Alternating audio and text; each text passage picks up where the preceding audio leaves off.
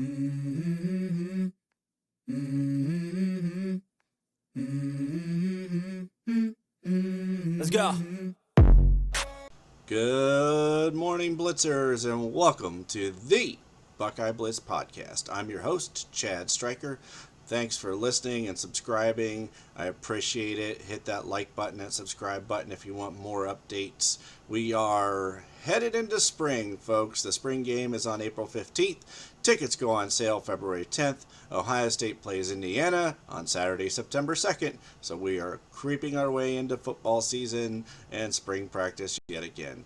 We are almost to the end of January here in Ohio, so that means National Signing Day is creeping up on February 1st. Unless something crazy happens, I do not expect commitments on that day for Ohio State. Class is basically set as far as I can tell and everything I've read. But I would pay attention to some preferred walk-ons. So I think we're going to get a legacy Ryan Rudzinski, who is Jerry Rudzinski's kid. He's played outside linebacker, he played safety, he played quarterback, he switched to wide receiver to help his team. Really versatile kid. His dad played linebacker for Ohio State, Jerry Rudzinski. So I believe we're going to get that legacy preferred walk-on offer. He's a dude. So pay attention. That's a nice get. So we've had a couple decent Ohio kids that were preferred walk-on offers. The running back out of Massillon as well. So that may happen on National Signing Day, but beyond that, I think the class is pretty well set.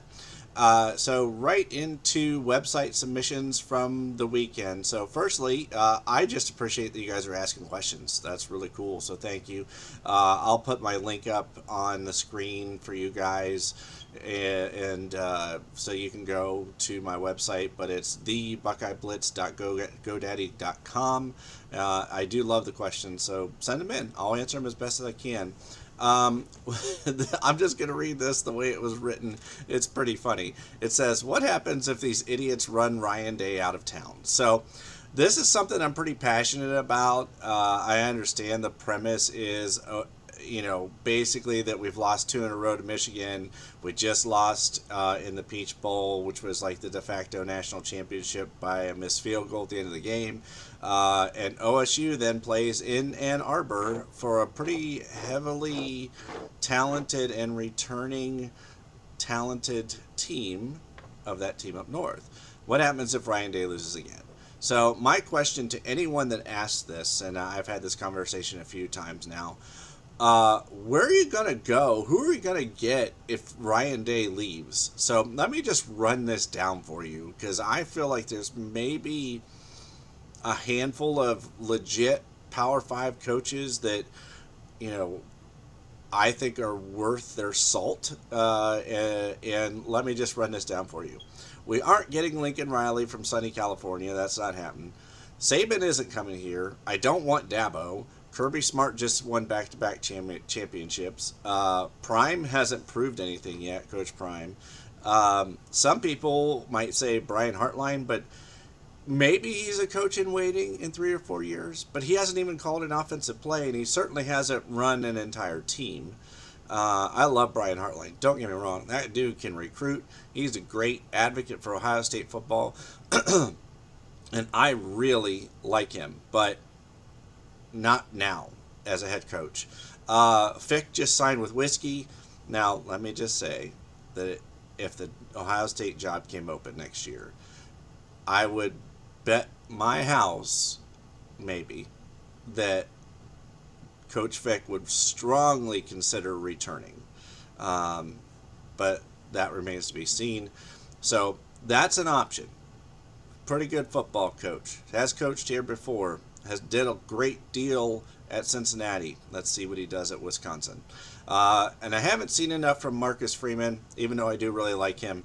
Can't say that I'm, like, oh yes, let's go get Marcus Freeman. So if we run Ryan Day out of town, we run the risk of being a mid-tier Power 5 school for a while, because he is an elite coach. I know he's had his struggles the last couple of years, and I know it's frustrating to lose to Michigan. I hate losing to Michigan. I grew up in the John Cooper era, so I know. I get it. It's horrible, and it like that feeling in your gut. Anytime at the end of the year when you're 11-0 and you're headed into that game, it's still there. That pit is still there, and it didn't matter the last 20 years. That pit was still there every year heading into that game. So I think Ryan Day will get it figured out this year. I have a strong suspicion that they'll go into that game as underdogs, and I think they'll get it done. So I think let's take a beat and take a breath on that. So that's kind of where I'm at with this. I'm all in on Ryan Day. I think he's on the cusp of putting Ohio State in rare air. Saban is probably done coaching in the next few years. Clemson isn't Clemsoning anymore as well, I guess, as they once were. So if you look at the talent profile and look at the classes and look at what people are bringing in, it's Ohio State and Georgia, Alabama, and everyone else. No slight to that team up north. They're a good football team, but they're not on par talent-wise with Georgia, Alabama, and Ohio State. I know Ohio State lost at home last year to Michigan, so kudos to them.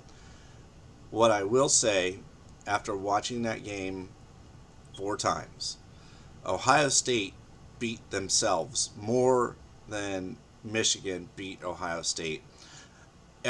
About midway through the second quarter, it really looked like if Ohio State could have put another score on the board before that busted tackle screen pass by Michigan, Michigan was getting ready to get ran out of the stadium. Like, Ohio State could have put an onslaught on, and it would have been over. So that's my take on that. People may not like that take, but I really felt like Ohio State beat themselves more than Michigan beat them. But that's my perspective. So I'm ride or die with Ryan Day right now. The other question I had is what things look like with Larry Johnson. What's going on with Larry Johnson? He's not retiring right now. Why did we miss on Keon Keeley and Damon Wilson and the Uyunglele kid? That was NIL. The game is changing. The recruiting is changing. And the fact of the matter is, Larry's a relationship guy when he's recruiting. He builds relationships. He builds great relationships with these kids. So are we going to land a couple 5-star elite edge rushers in 2024? So I was just looking at, where the offers stood for edge rushers, and they've offered Elias Rudolph out of Taft, Cincinnati Taft. He's warm with Ohio State, so he's a 4-star national composite at 116, 11th in his position. That right now, looking at what they've offered Colin Simmons. He's number 1 in his position, number 5 overall out of Duncanville, Texas. Elijah Rushing, I really like that kid out of Tucson area. He's 6'6", 235. He's long and lean, but so we've offered him, and then there's a few others that we've offered, but there's nothing percolating right now. So landing a 5-star remains to be seen. I hope they can bring in Elias Rudolph. He looks like the real deal. He's 6'4", 220, good get off. I think he'll do just fine. So Larry's going to be fine. The defensive line's going to be fine. We're going to get this NIL stuff figured out. Let's relax, as Aaron Rodgers would say. As far as like what's coming for the defensive line, obviously we're going to have Jack Sawyer, JT Tuilamolau, Tyleik Williams, and Mike Hall. So I think Mike Hall is going to switch to a 3 technique. I think they'll leave Tyleik at nose tackle, and the next 2 up. If you were asking me, today I'm saying it's Kenyatta Jackson. I expect him to be a major factor in the two deep. I really think he's going to do well. I think that it's possible even you may see him in the jack or the robber or whatever they're calling it, and put Sawyer back down on the line.